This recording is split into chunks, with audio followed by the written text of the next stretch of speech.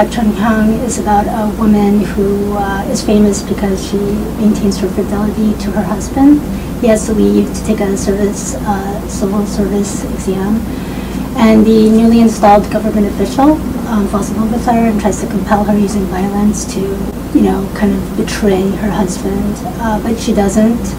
And part of that resistance is a certain level of self-respect and integrity that she has.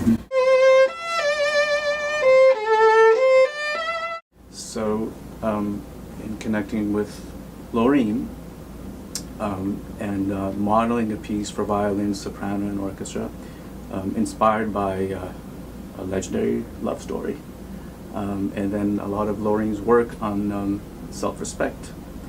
I wanted to see what would be like to explore pain management. So I took a few principles. So one is taking a happy memory that's rooted in one's consciousness. In this case, a celebratory Korean dance.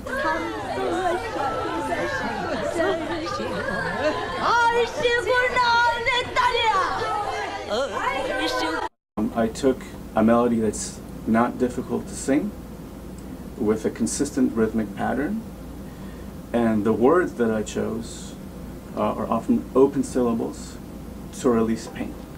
So the basic melody goes something like this.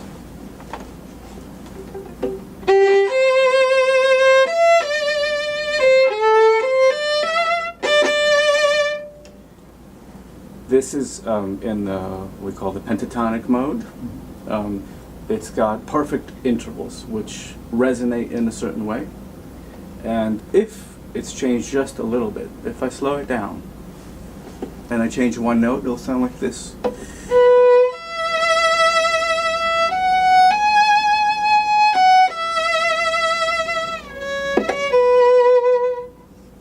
Still the same piece, but sounds a hint Celtic. The basic rhythm for the melody is, it's got a lilt. If I take the same notes and I use that rhythm, I get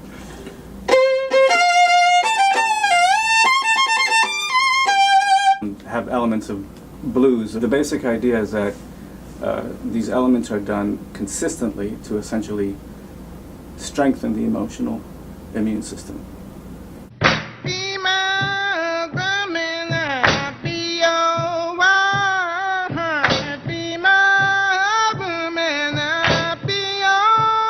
Musically, it takes about 30 to 35 minutes to make that transition, and of course there are all these instruments in the orchestra and the singer. So these three little points that I showed happen over a long period of time, and actually by the time we get there, it doesn't seem surprising. So I call it musical integration. Do you think that can be done with memory? I mean, every experience we have is creating memories. So, Right. Yeah, it would be interesting to pursue that from the conceptual point of view of reconsolidation.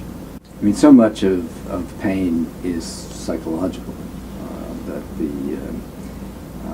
a person in chronic pain who is distracted long enough to laugh at a joke is not feeling pain during the laughter of the joke, right? Because working memory is not focusing on the pain.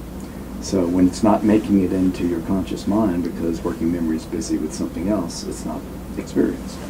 The body is still responding in the same way, but psychologically, it's not part of our momentary existence. I'm hoping that changing the memory can actually affect how pain is perceived and hopefully maybe managed, if not overcome.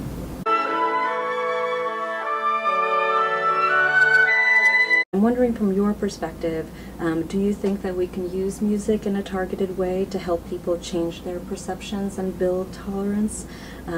Is it possible to use music or listening to music in a way that can affect how we treat people and work on those emotions you talked about, like empathy, for example?